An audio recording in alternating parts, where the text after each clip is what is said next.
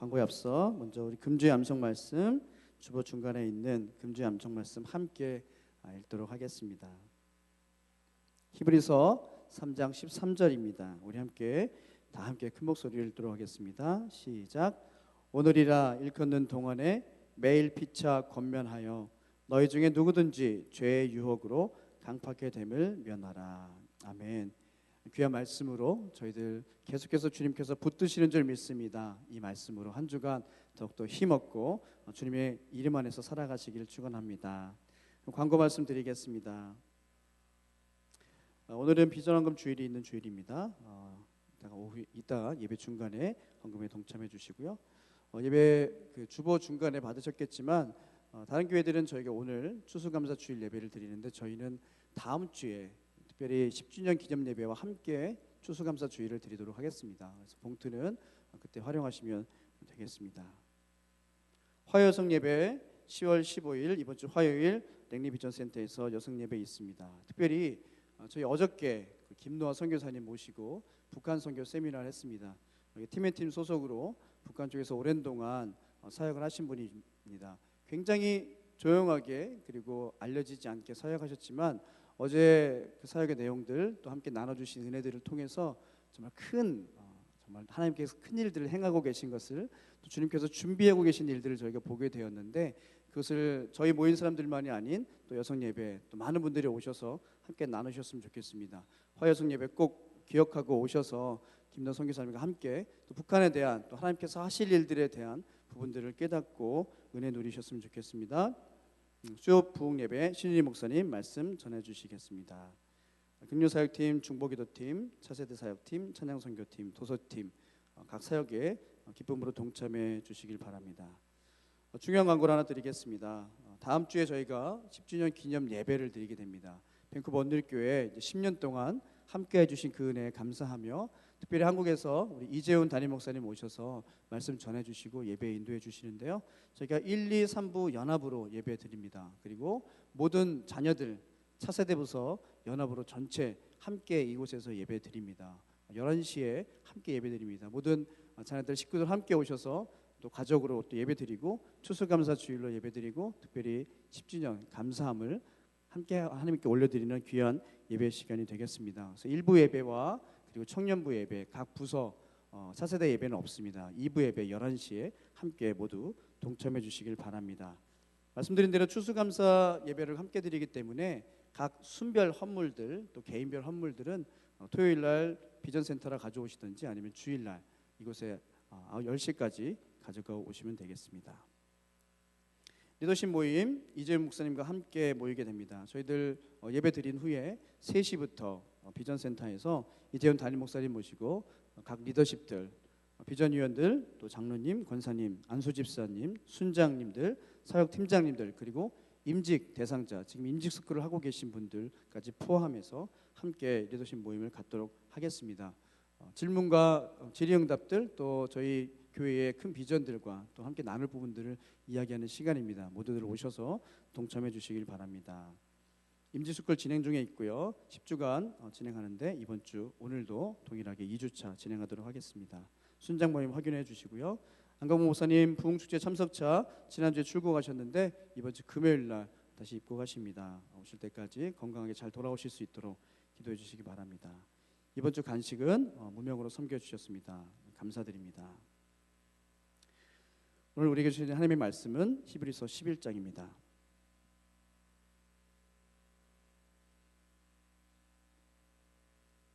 히브리서 11장 29절부터 12장 2절까지의 말씀인데요. 33절부터 함께 봉독하도록 하겠습니다. 히브리서 11장 33절부터 우리 함께 봉독하도록 하겠습니다. 함께 읽겠습니다. 시작. 그들은 믿음으로 나라들을 정복하기도 하고 의를 행하기도 하고 약속들을 받기도 하고 사자들의 입을 막기도 하고 불의 능력을 꺾기도 하고 칼날을 피하기도 하고 연약한 데서 강하게 되기도 하고 전쟁에서 용맹한 사람들이 되기도 하고 이방 군대를 물리치기도 했습니다. 여인들은 자신의 죽은 사람들을 부활로 되돌려 받기도 했습니다. 또 어떤 이들은 고문을 당했지만 더 나은 삶으로 부활하기 위해 풀려나기를 원하지 않았습니다. 또 어떤 사람들은 조롱과 채찍질을 당했으며 심지어 결박되고 투옥되기까지 했습니다. 그들은 돌에 맞았고 톱질을 당했고 칼로 죽임을 당했습니다. 그들은 양가죽과 염소가죽을 입고 떠돌아다녔으며 그들은 가난했고 고난을 당했고 학대를 받았습니다. 세상은 그들에게 가치가 없었습니다. 그래서 그들은 광야와 산과 동굴과 땅굴 등에서 떠돌며 살았습니다. 그런데 이들은 모두 믿음으로 증거를 받았지만 약속하신 것을 받지 못했습니다. 하나님께서는 우리를 위해 더 나은 것을 예비해 놓으심으로 우리 없이는 그들이 온전해지지 못하도록 하신 것입니다. 이와 같이 우리를 둘러싼 구름같이 많은 증인들이 있으니 모든 짐과 얽매이기 쉬운 죄를 벗어버리고 인내로써 우리 앞에 놓인 경주를 합시다. 믿음의 창시자요 완성자이신 예수를 바라봅시다. 그는 자기 앞에 놓여있는 기쁨을 위해 부끄러움을 개의치 않으시고 십자가를 참으셨습니다. 그래서 그는 하나님의 보좌 오른편에 앉게 되셨습니다.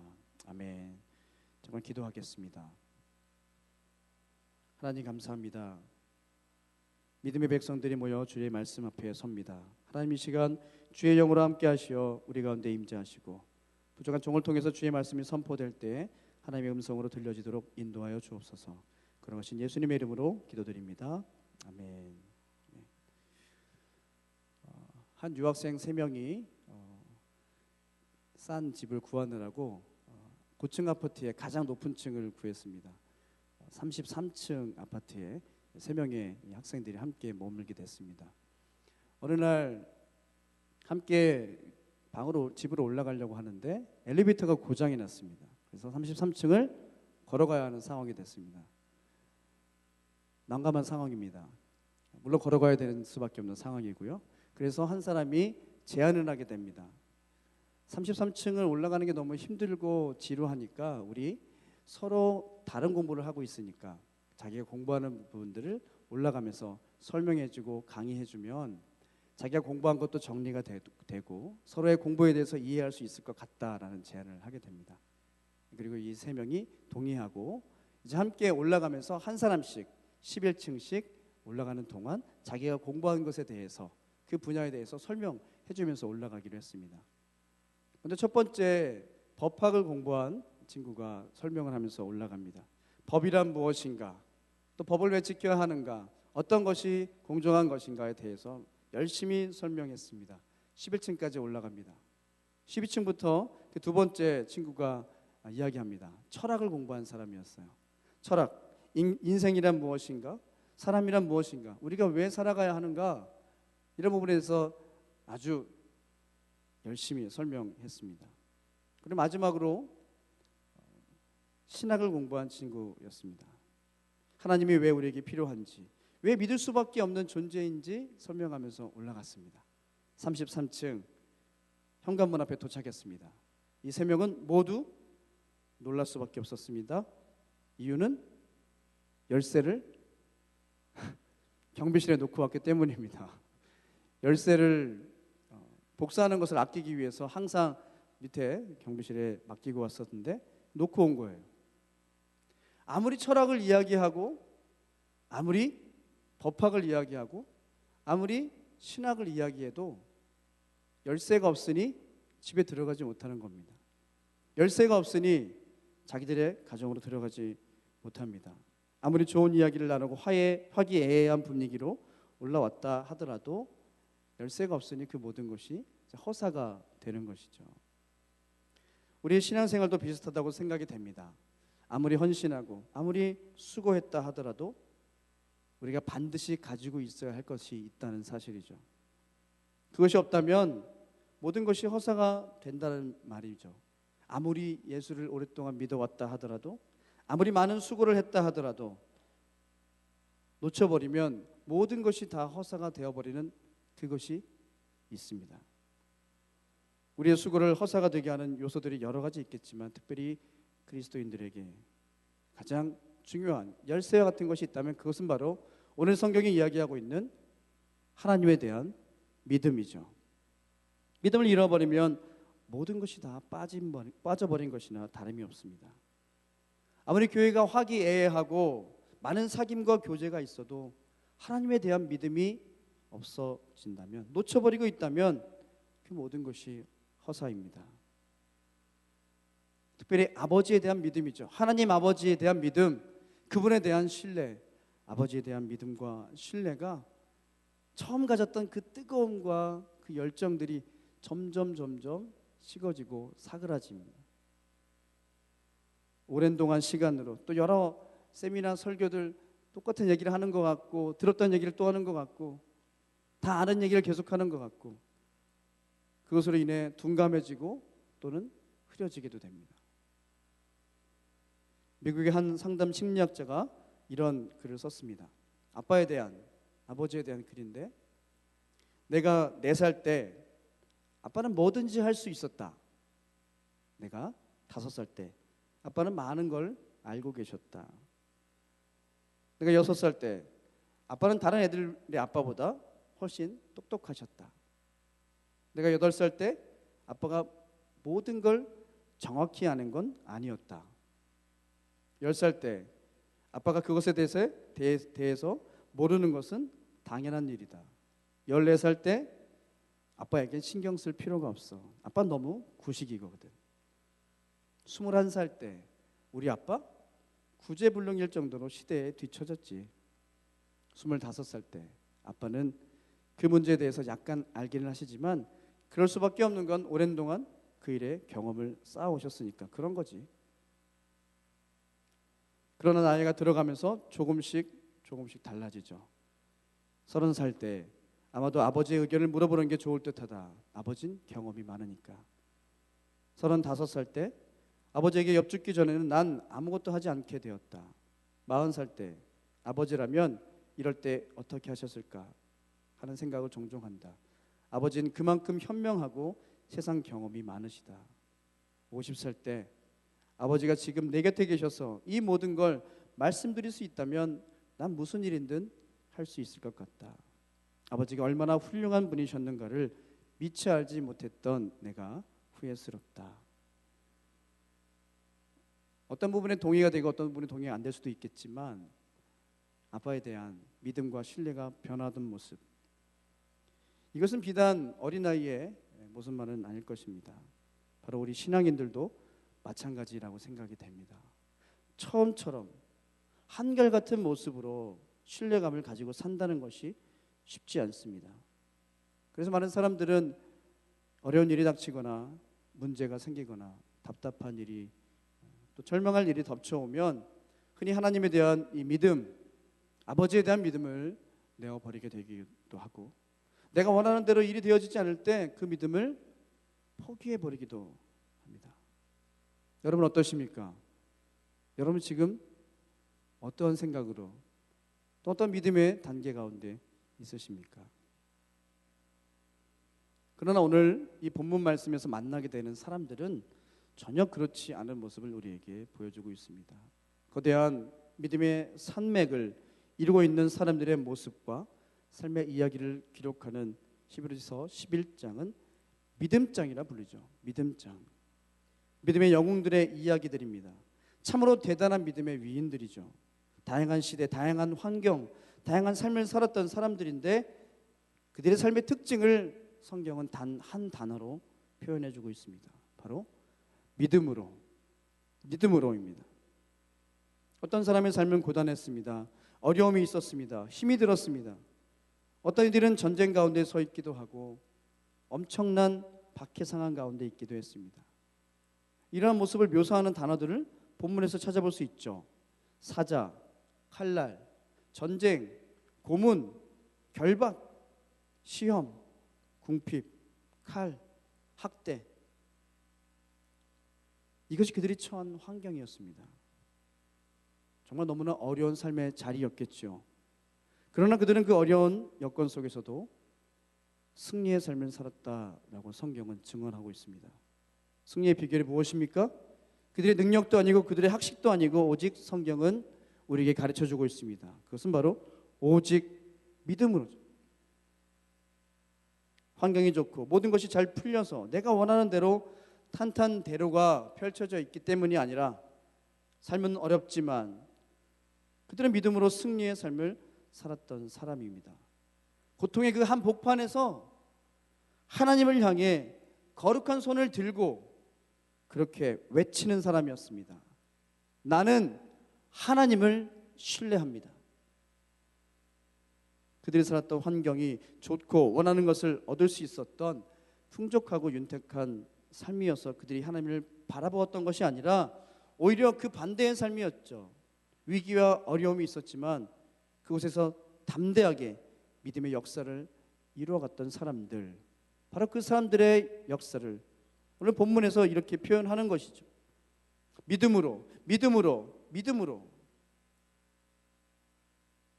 칼날을 피하고 연약한 곳에, 약한 데서 강하게 되기도 하고, 고문을 당하고 결박되고 투옥되고 돌에 맞고 톱질을 당하고,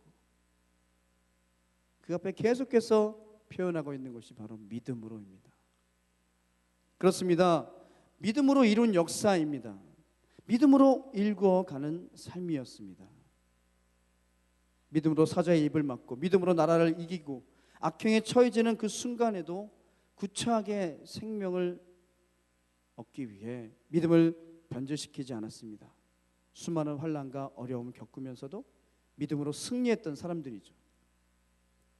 세상에 그들에게 어떠한 소중한 가치로 느껴지지 않는 삶을 살았던 믿음의 사람들.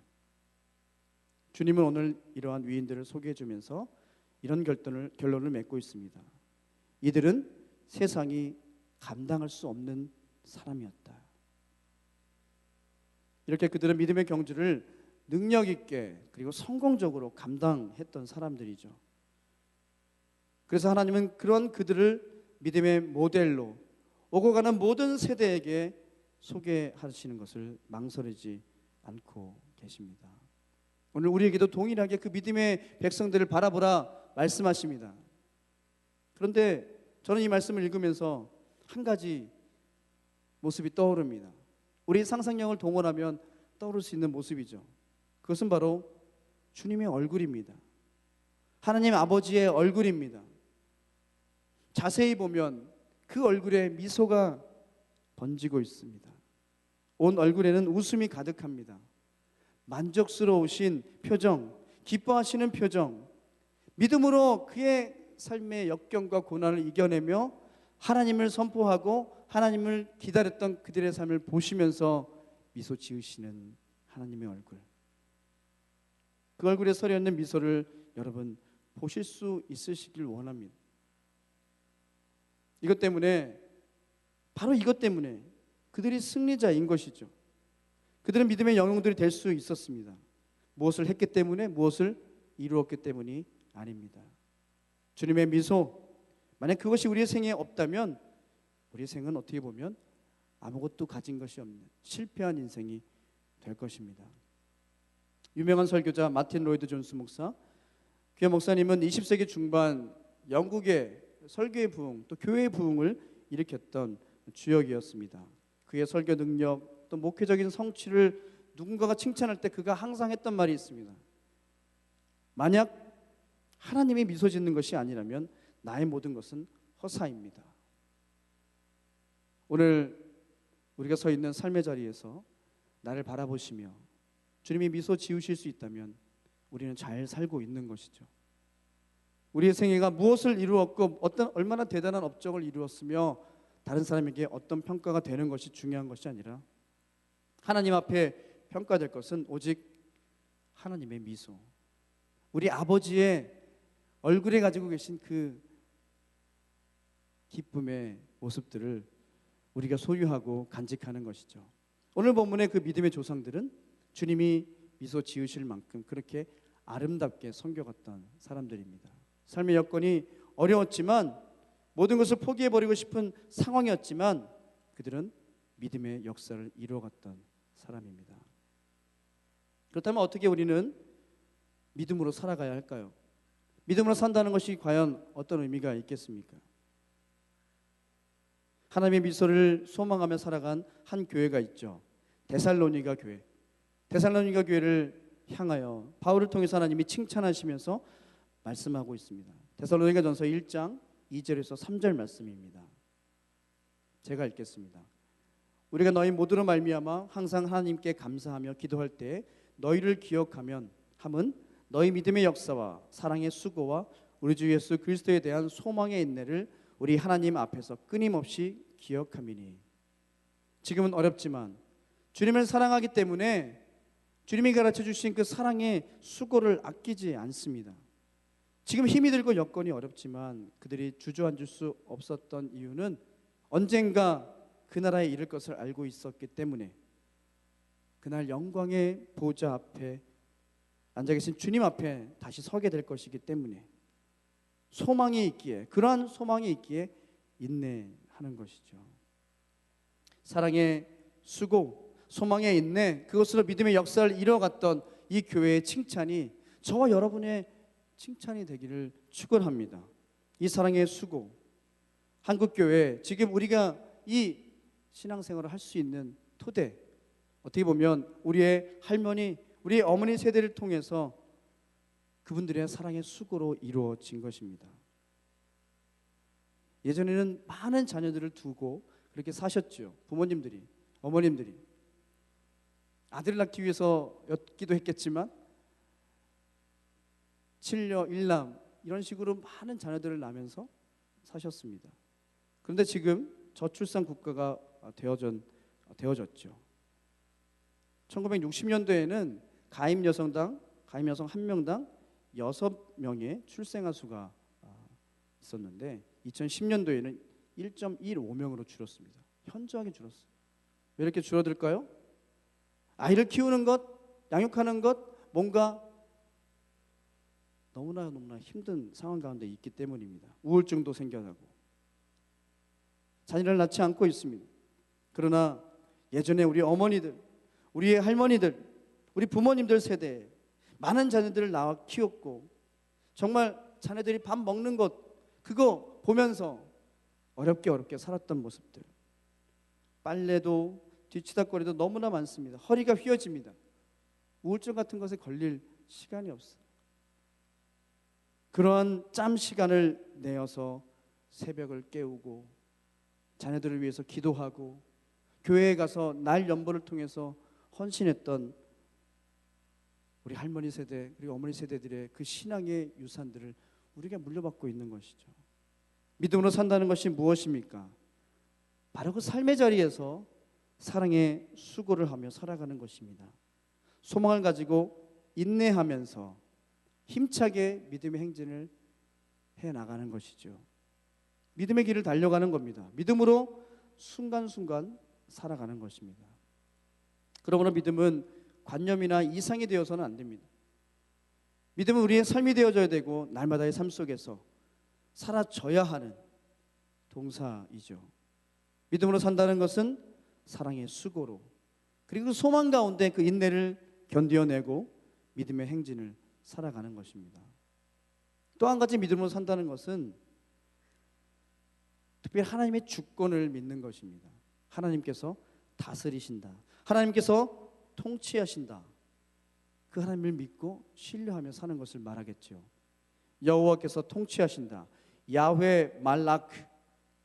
야훼 말라크, 이 말은 모든 성경에 나오는 선포의 가장 핵심적인 내용입니다. 그리고 교회 생활에 가장 중심되는 신앙 고백이기도 합니다. 초대 교회로부터 시작하여 모든 설교자들의 중심 메시지는 하나님의 나라였습니다. 하나님의 통치하심, 다스림에 대한 선포였습니다. 이 여호와의 통치, 야훼 말라크는 신학 주제일 뿐만 아니라 바로 성경 전체의 주제이죠. 구약 전체가 하나님의 다스림, 하나님이 왕이시라는 것을 이스라엘 백성들에게 알려주시는 것이고, 그것을 깨닫지 못한 백성들 모든 열방에게 그것을 선포하시기 위해 당신의 아들을 보내주셨습니다. 예수님의 공생의 첫 외침은 바로 이것이었습니다. 회개하라, 천국이 가까웠느니라. 회개하라, 하나님의 나라가 가까웠느니라. 회개하라, 하나님의 통치가 바로 너희 앞에 있다는 것이죠. 예수님의 촉구는 우리의 삶이 회개해야 하는 삶이라는 것에 중점이 있지만, 또 한 가지는 바로 천국이라는, 하나님의 나라라는, 하나님의 통치라는 새로운 나라에 들어갈 수 있는 가능성에 대한 메시지입니다. 그러므로 예수님을 통해서 우리에게 말씀해 주시는 대로 믿음으로 산다는 것은 하나님의 통치와 다스림을 믿고 그를 신뢰하며 나아가는 삶입니다. 하나님의 통치 안에 들어가는 삶, 하나님의 다스림 안에 들어갈 수 있는 사람이 누굽니까? 예수님이 말씀하셨죠. 그러므로 누구든지 이 어린 나이와 같이 자기를 낮추는 그이가 천국에서 큰 자니라. 어린 나이와 같을 때 천국에 들어갈 수 있다. 하나님 나라에 들어갈 수 있다. 하나님의 통치 안에 머물 수 있다라는 것. 어린아이와 같이 되지 않으면 결단코 통치 안에 들어가지 못한다는 겁니다. 어린아이가 누굽니까? 여기서 말씀하시는 이 문맥상의 어린아이는 순수하고 순진하다라는 의미보다는 부족함이 많다라는 뜻이겠죠. 배우고 채워야 할 것이 많은 자, 그 자가 바로 어린아이입니다. 또 한 가지, 어린아이는 그것을 압니다. 자기가 부족하고 자기가 연약하다는 것, 힘이 없다는 것을 잘 압니다. 그래서 그 부족함과 연약함을 자기의 엄마, 아빠가, 그 부모가 채워주기를 바라는 것이 또한 어린아이죠. 세상은요, 애처럼 굴지 말라고 합니다. 독립심을 기르라고 얘기하죠. 자존감을 높이라고 얘기하죠. 강한 힘을 기르라. 그리고 때리더라도 이기고 와라. 맞고 오지 마라. 이게 세상의 법칙일 수 있습니다. 그러나 예수님은요, 정반대로 말씀하십니다. 어린아이처럼 나의 연약함을 알고 부족함을 알고 힘이 없음을 아는 어린아이처럼 되어야만 천국에 들어갈 수 있다 말씀하셨습니다. 많은 사람들이 강하게 자라길 원하고 힘이 없어도 강한 척 하기를 원합니다. 그러나 하나님의 방식은 세상의 방식과 분명히 다릅니다. 부족함을 인정하고 힘이 없음을 인정하고 연약함을 인정하는 바로 그 사람이 하나님의 통치 가운데 있는 사람입니다. 하나님의 통치는 하나님이 하시는 일입니다. 하나님이 하시면 연약함도 부족함도 분명히 하나님께서 채우실 것이기 때문입니다. 그러므로 나의 연약함을 아는 자만이 나의 통치를 내려놓고 하나님의 다스림을 인정할 수 있습니다. 온 우주의 역사와 나라와 민족을 통치하시고 그리고 오늘 나의 삶을 다스리시는 하나님의 그 통치 앞에 나는 어린아이와 같은 자, 심령이 가난한 자, 아무것도 없는 자, 하나님으로부터 배우고 채울 것이 많은 자임을 고백하며 달려가는 것, 그것이 바로 믿음의 삶입니다. 믿음 가운데 거하는 삶입니다. 나는 하나님을 신뢰합니다. 내 인생의 캄캄한 밤중에도, 내 인생에 꼬여가는 그곳에서도, 힘들고 답답한 그 순간에도 나는 하나님의 다스리심을 믿습니다. 나는 하나님을 신뢰합니다. 이런 믿음으로 하나님의 통치 안에 머무시기를 축원합니다. 아멘. 이제 이 히브리서 11장은 그렇게 살았던 믿음의 사람들의 모습을 우리에게 소개하고 있는 것이죠. 그러나 이 말씀이 40절로 끝나지 않습니다. 이 말씀의 결론은요, 12장 1절과 2절까지 연결이 됩니다. 우리 12장 1절과 2절 말씀을 우리 함께 읽도록 하지요. 히브리서 11장 12장 1절과 2절 말씀입니다. 우리 함께 읽겠습니다. 시작. 이와 같이 우리를 둘러싼 구름같이 많은 증인들이 있으니 모든 짐과 얽매이기 쉬운 죄를 벗어버리고 인내로써 우리 앞에 놓인 경주를 합시다. 믿음의 창시자요 완성자이신 예수를 바라봅시다. 그는 자기 앞에 놓여 있는 기쁨을 위해 부끄러움을 개의치 않으시고 십자가를 참으셨습니다. 그래서 그는 하나님의 보좌 오른편에 앉게 되셨습니다. 아멘. 그렇게 힘차게 달려갔던 믿음의 영웅들은 그들의 믿음의 경주가 이제 끝났다고 얘기하는 거예요. 믿음의 역사를 이뤘던 사람들, 하나님을 사랑하시기에 그분을 위한 수고를 결코 아끼지 않았던 사람들은 이제 그 경주를 마치고 응원석에 앉았습니다. 하나님 품으로 갔습니다. 허다한 그 증인들이 주님 품으로 갔습니다. 아브라함도 이삭도 야곱도 모세도 바울도 베드로도 주기철 목사님, 손양원 목사님, 이러한 수많은 순교자들 그리고 무명의 선수들이 그들의 경주를 마치고 이제 응원석으로 옮겨갔습니다. 그들은 그곳에서 서로 간증하겠죠. 서로 나누겠죠. 참 힘들었지만 주님의 은혜로 끝까지 달릴 수 있었습니다. 감사한 것밖에 없습니다. 그들은 참으로 힘껏 달려온 경주자들이었습니다. 이제 그들이 쥐고 있던 이 바턴은, 그 바턴은 누구에게 전해졌을까요? 바로 저와 여러분에게 전해졌습니다. 참으로 영광스럽게 믿음을 지키며 승리의 경주로 감당했던 그들은 이제 그 바턴을 우리들에게 넘겨주고 있습니다. 물론 앞선 선수들이 너무나 훌륭했습니다. 그들의 환경은 어렵고 열악했지만 너무도 놀랍게 달려왔습니다. 이제 문제는 우리입니다. 저와 여러분입니다. 한때 아름다웠던 교회가, 그렇게 영광스럽던 달렸던 한국교회가 1세대가 은퇴하고 2세대가 바턴을 쥐면서 참으로 어려운 일들을 겪게 되는 것을 많이 보게 됩니다. 교회 이야기를 들으면 가슴이 아픕니다. 그 모습을 보고 떠나는 청년들을 보면 너무나 가슴이 찢어집니다. 영광스러워야 할 교회가 많은 사람들의 손가락거리가 되고 있는 것을 보면 안타까움을 금하지 못합니다. 교회의 영광을 회복하고 복음의 영광을 회복하는 것, 바로 그것이 우리가 해야 할 일입니다. 지금, 바로 지금 하나님을 섬기는 저와 여러분이 중요합니다. 지금 바턴을 쥐고 달리는 우리가 중요합니다. 저와 여러분에게 주어진 이 바턴을 어떻게 들고 뛰어갈 것이냐, 이것이 우리의 숙제이겠죠. 어렸을 때 학교에서 운동회를 많이들 경험해 보셨을 겁니다. 운동회 때마다 운동회의 꽃은 줄다리기일 수도 있겠지만 마지막의 꽃은 이어달리기입니다. 계주죠, 계주. 4명에서 6명 이렇게 짝을 지어서 계주를 합니다. 바턴을 전해주는 것이죠. 그런데 대부분의 모든 운동회에서 하는 이 계주의 대부분의 경우는 꼭 한 명이 넘어집니다. 꼭 한 명이 넘어지게 돼 있습니다. 왜 그런지 모르겠습니다. 마지막에 꼭 한 명이 넘어집니다. 넘어지게 되면 어떻게 됩니까? 게임은 지는 거죠. 중요한 건 바턴을 건네주고 나서 넘어지는 경우도 있고 바턴을 건네받고 넘어지는 경우도 있다는 건데, 바턴을 건네주고 넘어진 사람 그래도 괜찮습니다. 그러나 바턴을 쥐고 있는 사람이 넘어지면, 바턴을 쥐고 열심히 뛰고 있었지만 돌부리에 걸려 뭔가 다른 문제에 의해서 넘어지게 되면 그 게임은 지게 되어 있습니다. 달리는 선수가 모두가 중요합니다. 모두 잘 달려야 합니다. 그러나 가장 중요한 것은 바로 바턴을 받아 바로 지금 달리고 있는 그 주자가 가장 중요한 것이죠.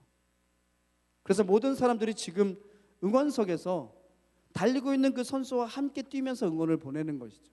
지금 달리고 있는 그 선수, 그 바턴을 쥔 사람이 바로 저와 여러분입니다. 오늘 우리 모두도 믿음의 경주를 하고 있는 사람들이죠. 하나님을 신뢰하는 믿음으로 나아가는 이 경주, 끝까지 믿음으로 나아가야 하는 이 경주, 어려움과 환난이 덮쳐와도 변함없는 믿음으로 달려야 하는 이 경주에서 지금 우리는 달리고 있습니다. 바로 문제는 우리라는 거예요. 저와 여러분이라는 거예요. 바턴을 쥐고 있는 저와 여러분이라는 겁니다. 이 바턴은 우리에게 주어졌습니다. 수천 년 전 아브라함이 쥐고 달렸던 그 바턴이, 야곱이 받아서 쥐고 달렸던 그 바턴이, 요셉이 쥐고 달렸던, 그렇게 힘써 달렸던 그 바턴이, 모세가 쥐고 달렸던 바턴이, 베드로가, 바울이, 엘리야가, 다니엘이 쥐고 있던 그 바턴들이, 많은 순교자들이 가지고 달렸던 그 바턴이 이제 저와 여러분에게 쥐어지고 있습니다. 가혹한 신앙 박해 시대, 초대교회 공동체들, 그리스도인들이 가졌던 자기 정체성, 바로 그것은 그 소중한 바턴을 우리가 물려받았다라는 것, 바로 그것이 그들에게 감격이었습니다. 희열이었고 축복이었습니다. 그래서 초대교회 그 성도들은 수백 번씩 다짐했습니다. 나도 잘 달려야지. 그런 자기 정체성의 확인은 박해와 고통을 이길 수 있게 해줬던 것이죠. 남편이 어제 사랑하는 부모님이, 사랑하는 자녀들이 순교의 제물로 바쳐지고 난 후에도 그들은 여전히 달려갔습니다. 왜냐하면 지금 바톤을 쥐고 있는, 그렇게 달리고 있는 사람이 바로 나이기 때문에, 그게 나의 정체성이기 때문에 그렇죠. 바톤은 넘어왔습니다. 이제 우리가 달릴 차례입니다. 다 달리고 나면 우리도 그것을 다음 주자에게 넘겨주어야 됩니다. 어제 북한에서 사역을 감당하시는, 중국에 사시면서 북한에 1년에 7, 8번씩 들어가시는 김노아 선교사님과 함께 북한 선교 세미나를 했습니다. 직접적으로 들어가신 것은 한 6, 7년 정도 되셨고 준비는 10여 년 넘게 준비하셨습니다. 비즈니스로 들어가서요. 그분은 다른 지원 사역이 아니라 그곳에서 비즈니스를 통해서 북한 사람들과 접촉하고 그들과 함께 마음을 나눌 수 있을 만큼 가까워졌습니다. 그리고 그것을 통해서 개방되어지고 있는 이 상황, 앞으로 개방 이후에 어떻게 할 것인가, 이것을 준비하고 계십니다. 그렇게 세미나를 마치고 나서 마지막에 함께 기도하면서 말씀해 주셨어요. 이 사역을 감당하고 있는 사람이 평균 연령이 거의 50 중반이고 2가정이라는 거예요. 그리고 그분은 우리에게 요청하시고 초청하셨어요. 이 사역을 감당할 사람들은 바로 저와 여러분이라는 겁니다. 교회라는 거예요. 교회가 그 바톤을 쥐어서 가야 된다는 사실입니다. 사도행전 29장을 써내려가자라고 얘기하는 우리 밴쿠버 온누리교회 액트 29 어떻게 써내려가실 것입니까? 그 바톤을 이어받으셔야 됩니다. 그 바톤을 이어받아 나아가야 하는 것, 그렇게 뛰어가고 또 뛰어가고 사랑의 수고로 나아갈 때 그 다음 주자에게 우리의 이 바톤을 넘겨주어야겠죠. 운동 경기를 보다 보면 갑자기 주전 선수가 넘어져서 심한 부상을 당하는 때가 있습니다. 경기장엔 긴장의 설입니다. 관중들은 안타까움에 신음을 토해냅니다. 이 경기에 질 수도 있습니다. 그때 이 비상사태에 감독이 외칩니다. 야, 누구 너 나가서 뛰어. 네 포지션은 여기야. 최선을 다하고 잘 뛰어야 돼. 알겠어? 벤치에 앉아있던 그 후보 선수가 뛰어나갑니다. 그 일들을 감당해낼 때 그 경기가 승리되어지고 그 감독의 얼굴에 미소가 지어지는 것이겠죠. 하나님은 우리들에게 외치고 계십니다. 언제 어떻게 우리들이 투입될지 몰라요. 그것은 하나님의 외침이고 우리는 그 바톤을 이어받아 뛰어갈 준비를 해야 됩니다. 2012년 미국 NBA 농구 최고의 루키는 제레미 린이라는 대만계 아시안이었습니다. 그는 가는 경기마다 엄청난 점수를 낼 뿐만 아니라 팀을 승리로 계속해서 이끌어냈습니다. 그런데 그는 한때 NBA 더 낮은 리그, 하부 리그의 연습생에 불과했던 것이죠. 2010년 한 팀에 들어갔는데 29경기 동안 2.6득점을 했습니다. 그리고 1.4 어시스트, 저조한 성적으로 반년 만에 방출됐습니다. 그리고 또 다른 팀에서도 2주 만에 방출됐습니다. 제레미는 그는 그때 농구를 시작한 것에 대해 좌절과 실망에 빠졌죠. 근데 그때 비로소 자신과 하나님의 관계에 눈을 뜨게 된 겁니다. 그런 고백합니다.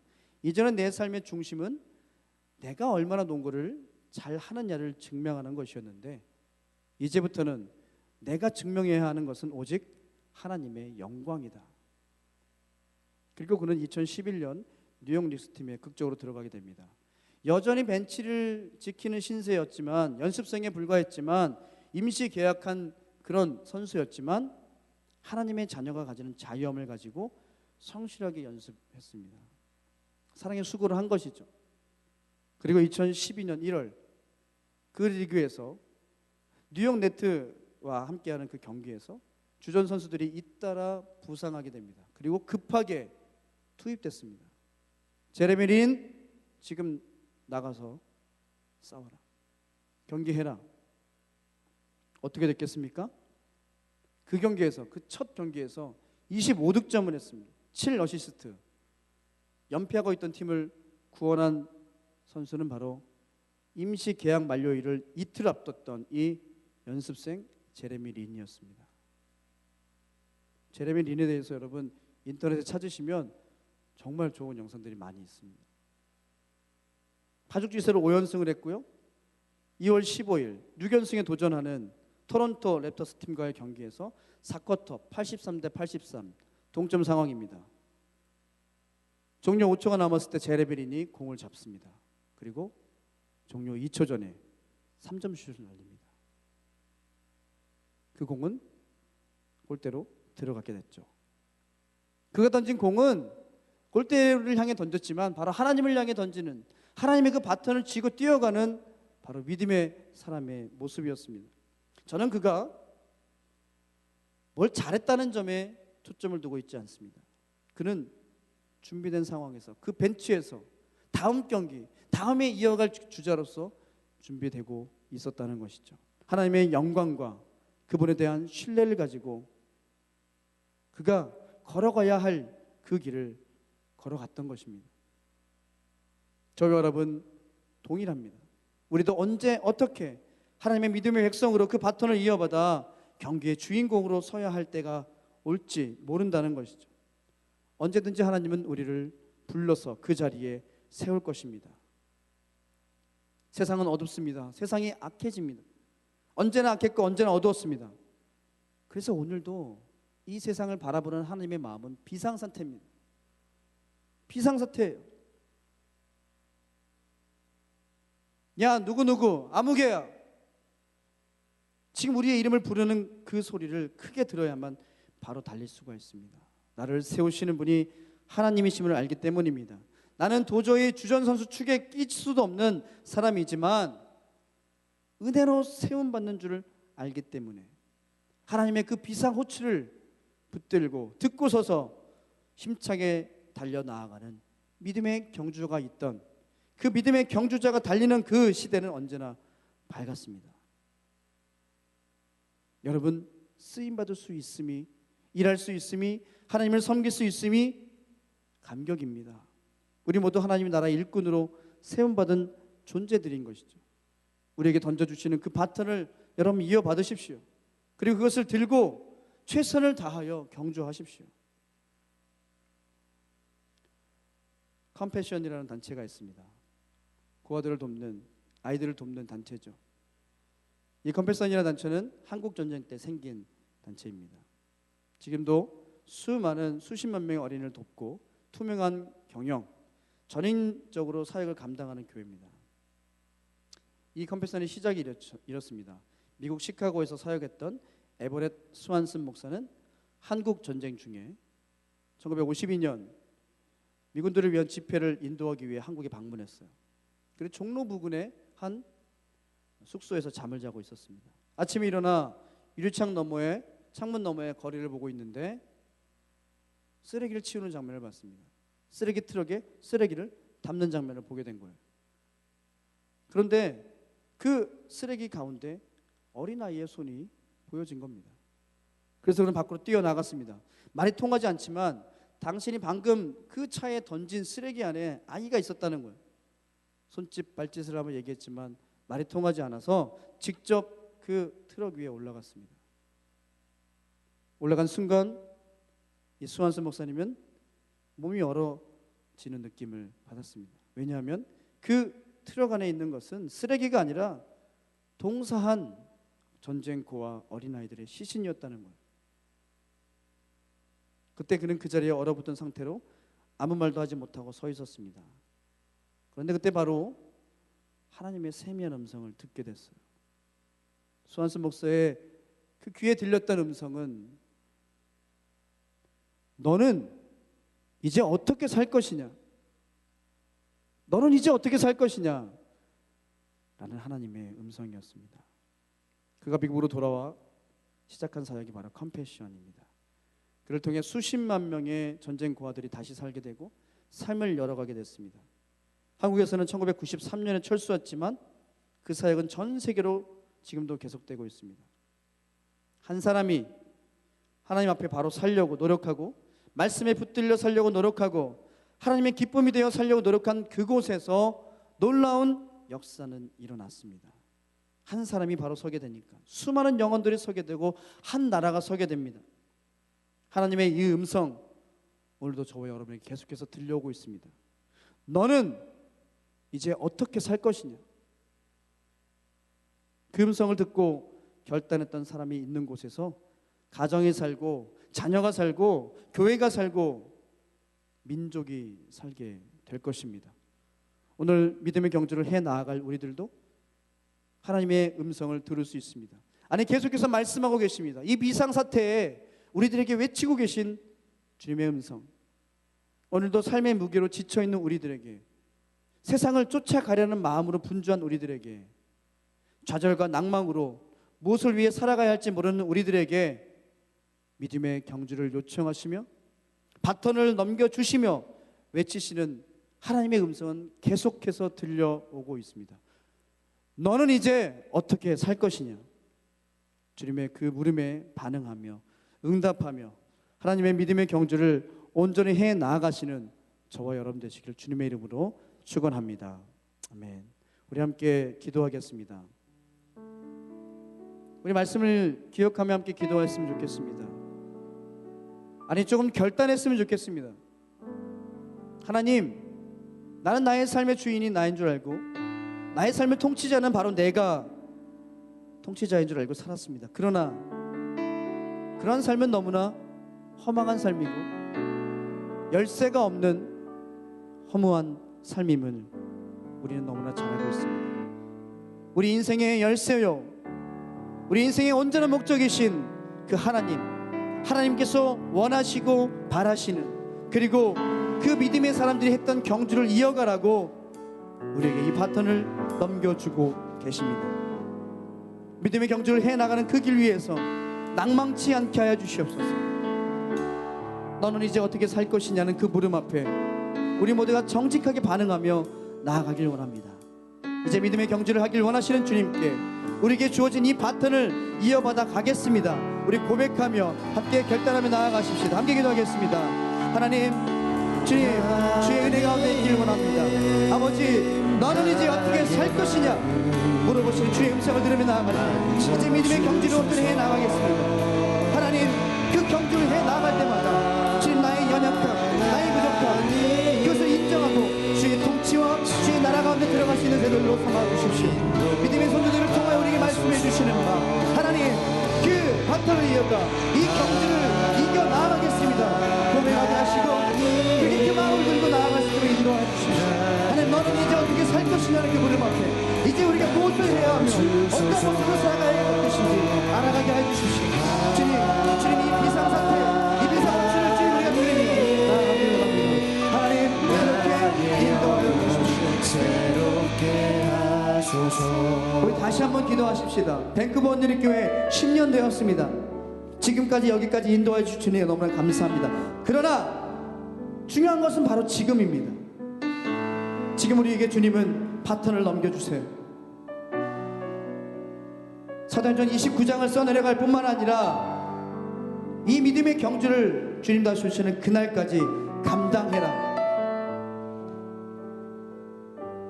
믿음의 경주를 뛰어가라. 우리에게 말씀해 주시는 그 음성을 들으며 나아가는 온전한 교회가 되길 원합니다. 지금까지 지켜온 10년뿐만 아니라 이제 앞으로도 계속해서 우리와 함께 하시고 이 믿음의 경주를 동행하시며 함께 해주실 주의 은혜를 소망하며 우리 함께 교회를 위해서 이렇게 중보하며 기도하겠습니다. 기도하십시다. 하나님, 주님, 주의 은혜 가운데 이 교회를 세워주심에 감사합니다. 하나님, 너는 이제 어떻게 살 것이냐는 그 물음 앞에 하나님, 이 교회를 통하여 이 땅이 회복되어지고 이 땅이 다시 한번 하나님 살아나는 역사가 일어나게 하여 주시옵소서. 그것을 위해 우리에게 넘겨주신 이 바톤을 들고 나아가는 바로 지금 그 주자가 우리임을 고백합니다. 하나님, 그것을 들고 나아가는 온전한 교회가 되게 하시고 이 민족이 되게 하시고 또한 이 공동체가 될 수 있도록 인도해 주십시오. 하나님,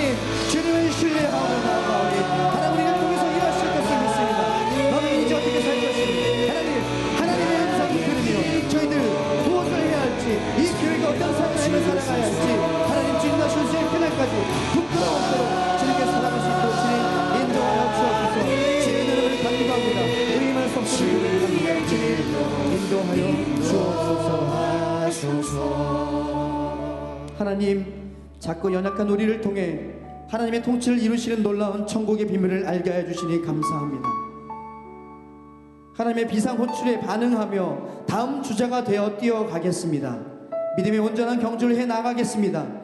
모든 성도들의 삶의 이유를 발견하게 하시고 이제 무엇을 할 것이냐는 그 물음에, 이제 어떻게 살 것이냐는 그 물음에 우리 모두가 정직하게 반응하며 그 해답을 구하고 그 열쇠를 찾아 살아가겠습니다. 역경과 어려움을 이기고 믿음의 삶을 살아갔던 믿음의 조상들과 그 선조들의 삶을 본받게 하시고 이제 우리에게 주어진 이 믿음의 경주를 기쁨으로 감당하겠습니다. 이 시간 결단하는 모든 주의 백성들에게, 주의 성도들에게 주의 은혜와 사랑을 부어 주옵소서. 감사드리며 걸어가신 예수님의 이름으로 기도드립니다. 아멘. 할렐루야. 하나님께 감사의 박수를 드립니다. 우리에게 믿음의 경주로 바트를 더해 주십니다. 여러분 모두가 다음 주자이심을 기억하고 믿음의 경주를 해 나가시길 바랍니다. 아멘. 매월 둘째 주는 비전헌금이 있는 주일입니다.